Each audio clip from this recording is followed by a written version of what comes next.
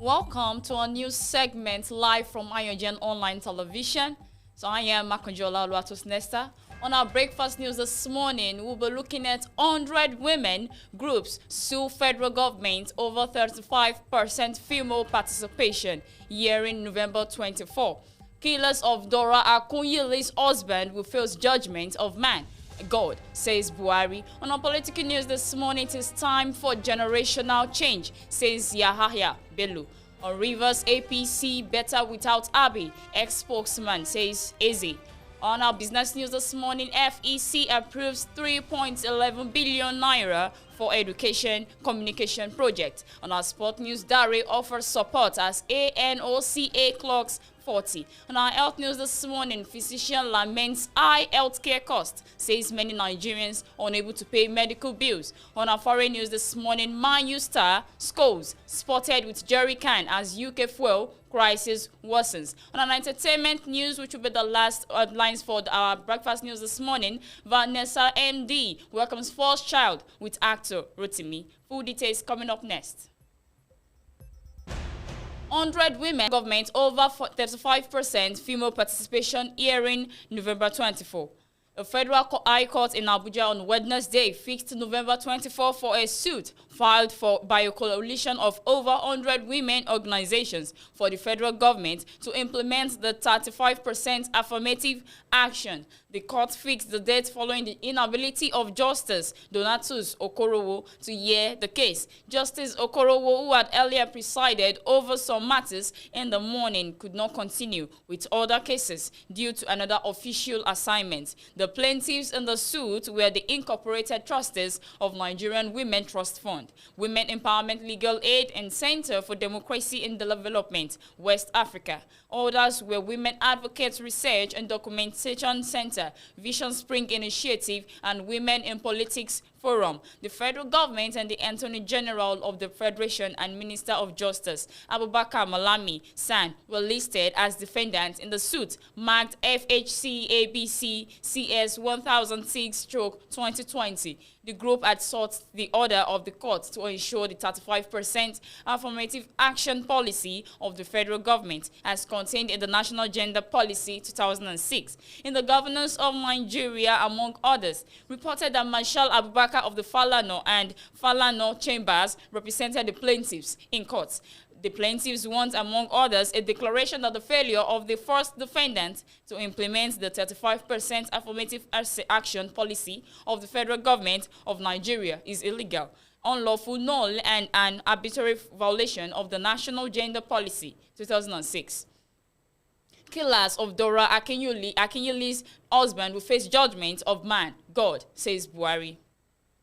President Muhammadu Buhari has assured the grieving families who lost their loved ones in the incident which led to the death of Chike Akunyili that the perpetrators of the heinous act will face both the judgment of man and that of God. The president gave the assurance in a statement issued Wednesday by spokesman Femi Adesina. He enjoined security agencies and leaders of thought to work harder to bring an end to the violence of being unleashed on innocent Nigerians. Buhari expressed sadness over what he called the gruesome killing of Dr. Chike, the husband of the late former Director General of National Agency for Food and Drug Administration and Control, NAFDAC, Professor Dora Akunyili. Adesina said the president shared the pain of the offspring of Professor and Dr. Akunyili, their families and friends, whose lives will never remain the same after what he described as the inhuman and irrepressible act that happened in Onitsha, Anambra State. President Buhari has fond memories of working with the late Dora Akunyili at the Petroleum Trust Fund, PTF, and Nigerians will never forget the memory of the Amazon, who distinguished herself as a courageous, dependable, and patriotic citizen, the statement added. On our political news this morning, it's time for generational change, says Yahaya Bello. The Kogi State Governor, Yahaya Bello, has again said it was time for the younger generation to take over power from the older ones when it comes to the presidency. According to him, since some elders have tried their best for Nigeria and some also failed, it was time for youth to take over. Bello said this during a courtesy call on him by executive members of the Nigerian Guild of Editors, led by its president, Mustafa Issa. He used the occasion to condemn agitation for a power shift to a section of the country. Bello noted that such calls were born out of ethnic sentiment and a breach of the constitution. Bello said, I began to prepare for the office of the governor in 2007 after the general election. I was getting myself prepared, waiting for the opportunity to present itself. So my level of preparedness met opportunity. Then I waited for no one. Rather, I struck. Then God completed the rest. The not too young to run bill that was signed into law by the president only substantiated or buttressed what I have long demonstrated or put into practice by myself and my team. Our elders have tried their best. You can't do more than your capacity, and that is natural. Our elders have already done well. At least they founded this country, fought for the unity of this country, and some of the social amenities that you're seeing today. And policies were inherited from them. It is now incumbent on us, the young generation, to take the country from where it is today to the next level. Rivers APC better without Abe, ex-spokesman Easy. A founding member of the All Progressives Congress and early of the Minister of Transportation, Chief Chukwuemeka Eze, on Wednesday took a swipe at Senator Mangus Abe over his recent comments that the party can't succeed in the state without him and his supporters. Eze, who is the erstwhile National Publicity Secretary of the defunct New People's Democratic Party, criticized the former APC spokesman, Chief Ogbonna Nwoke, who recently resigned his position and left the party.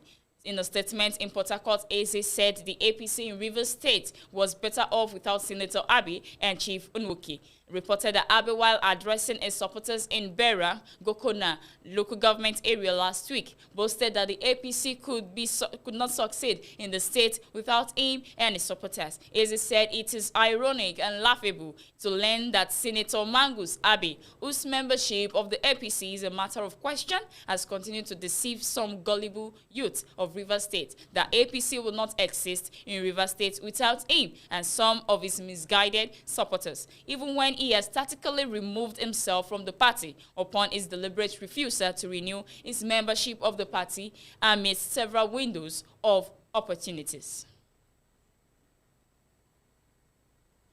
On our business news, FEC approves 3.11 billion naira for education communication projects. The Federal Executive Council on Wednesday approved 3.11 billion naira for contracts in the Ministries of Education and Communication and Digital